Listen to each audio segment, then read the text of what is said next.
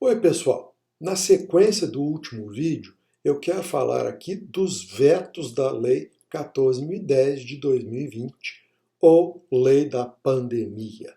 Na verdade, já esperava mesmo que muita coisa fosse vetada. Num vídeo sobre o projeto dessa lei, eu já havia cantado essa pedra. Eu só não esperava que os vetos fossem tantos.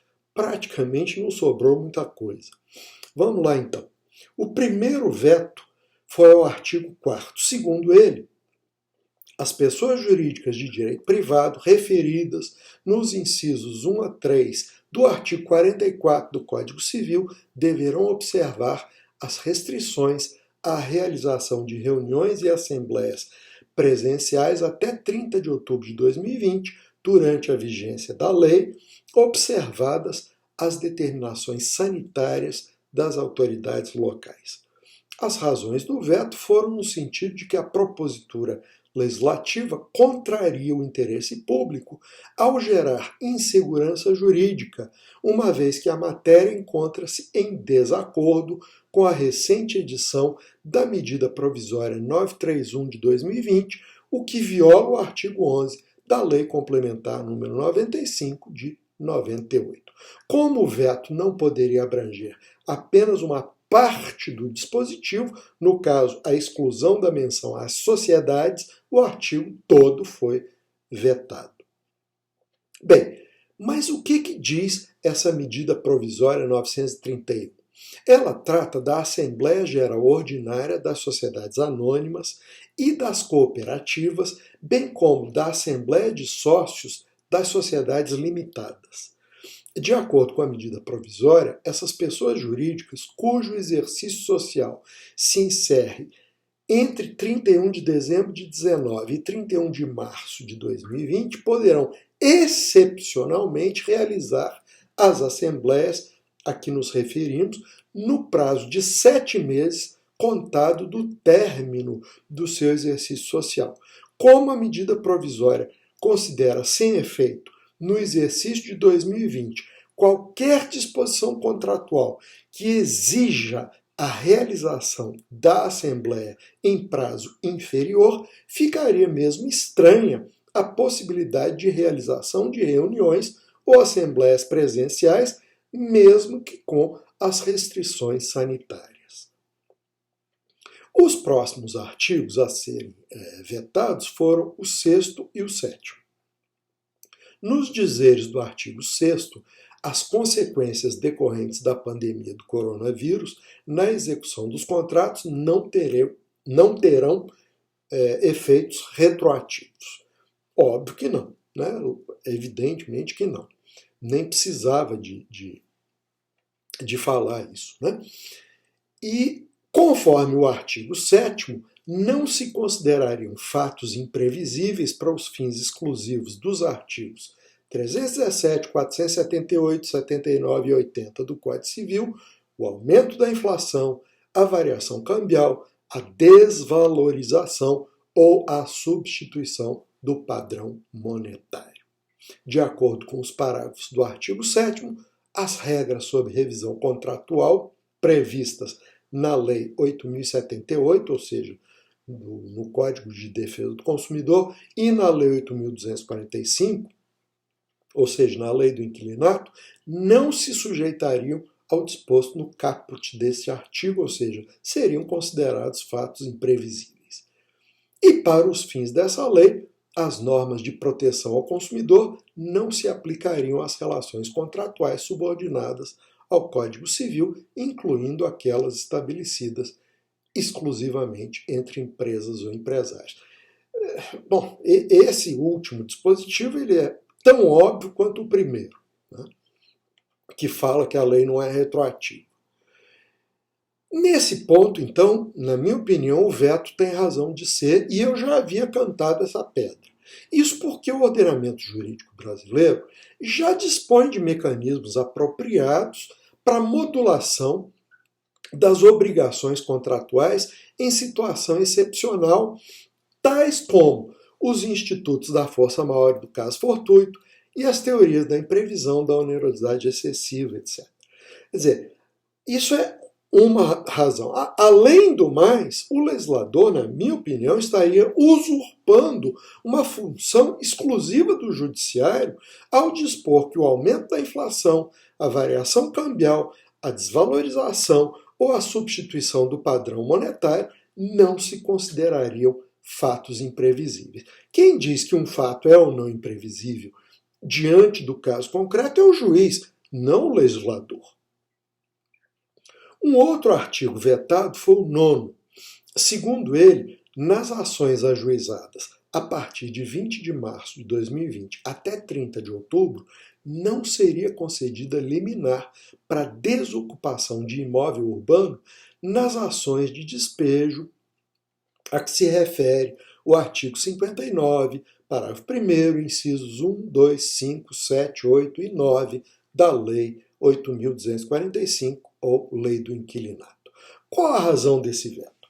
A propositura legislativa, ao vedar a concessão de liminar nas ações de despejo, estaria contrariando o interesse público por suspender um dos instrumentos de coerção ao pagamento das obrigações pactuadas na avença de locação, ou seja, o despejo, por um prazo substancialmente longo, dando-se, portanto, proteção excessiva ao devedor em detrimento do credor, além de promover o incentivo ao inadimplemento e em desconsideração da realidade de diversos locadores que dependem do recebimento de aluguéis como forma complementar ou até mesmo exclusiva de renda para o sustento próprio.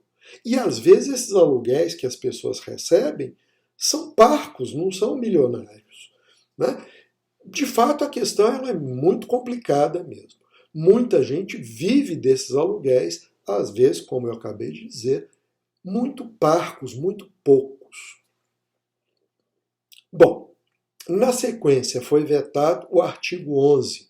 O artigo dispõe que, em caráter emergencial, até 30 de outubro de 2020, além dos poderes conferidos ao síndico pelo artigo 1348 do Código Civil, competir-lhe-ia restringir a utilização das áreas comuns para evitar a contaminação pelo coronavírus, respeitado o acesso à propriedade exclusiva dos condôminos e restringir ou proibir mesmo a realização de reuniões e festividades e o uso dos abrigos de veículos por terceiros, inclusive nas áreas de propriedade exclusiva dos condôminos, como medida provisoriamente necessária para evitar a propagação do vírus, vedada qualquer restrição ao uso exclusivo pelos condôminos e pelo possuidor direto de cada unidade. Bem, as razões do veto consistem em que a propositura legislativa, ao conceder poderes excepcionais para os síndicos suspenderem o uso de áreas comuns e particulares, retira a autonomia e a necessidade das deliberações por assembleia em conformidade com seus estatutos, limitando a vontade coletiva dos condôminos. Francamente, eu não sei se eu concordo com esse veto, uma vez que se tratava de uma medida extraordinária e temporária. Imaginem, num edifício de luxo, se um condômino resolver dar uma grande festa para centenas de pessoas em sua cobertura, isso pode pôr em risco a saúde dos demais devido ao tráfego intenso de pessoas pelo hall de entrada e elevadores. De todo modo, até que o Congresso eventualmente derrube o veto, a norma não vale. Também foram vetados os artigos 17 e 18. De acordo com eles, a empresa que atuasse no transporte remunerado privado individual de passageiros, inclusive por aplicativos ou outras plataformas de comunicação em rede, ficaria obrigada, a partir da entrada em vigor da lei e até 30 de outubro, ela ficaria obrigada a reduzir a sua porcentagem de retenção do valor das viagens em ao menos 15%, garantindo o repasse dessa quantia ao motorista. Ficaria, outrossim, vedado o aumento dos preços das viagens ao usuário do serviço em razão dessa redução. Essas regras também se aplicariam ao serviço de entrega, inclusive por aplicativos, de comidas, alimentos, remédios e congêneres, bem como aos serviços e outorgas de táxi, para a finalidade de o motorista ter reduzidas em ao menos 15% todas e quaisquer taxas, cobranças, aluguéis ou congêneres incidentes sobre o serviço.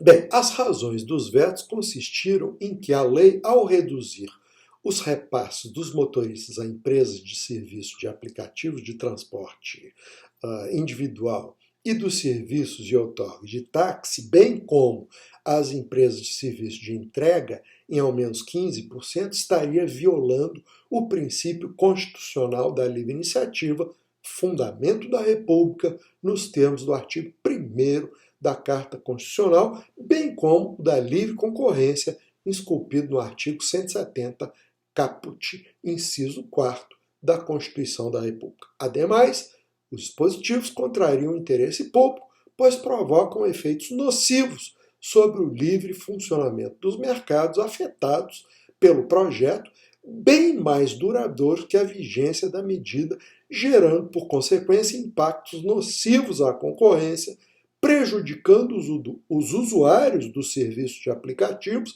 além de produzir incentivos para a prática de condutas colusivas entre empresas, uma vez que estabelece uma forma de restrição ou controle de preços praticados aos usuários. Eu concordo inteiramente com esse veto. Tratava-se de uma intervenção desairosa na autonomia privada, com consequências que seriam eventualmente contrárias aos interesses do consumidor. E isso mostra também como o legislador está distante da realidade. Os serviços de táxi, de Uber, Cabify, etc., eles estão passando por extrema dificuldade. Outro dia eu tomei um Uber e o motorista me dizia que não via a hora dessa pandemia acabar, desse problema todo passar, porque ele mal conseguia fazer para comer. Né? Então, quer dizer, não tinha o menor sentido essa intervenção. Né? Bom, o Ministério da Infraestrutura opinou pelo veto do artigo 19, que foi acatado. Ou seja, acatou-se o veto.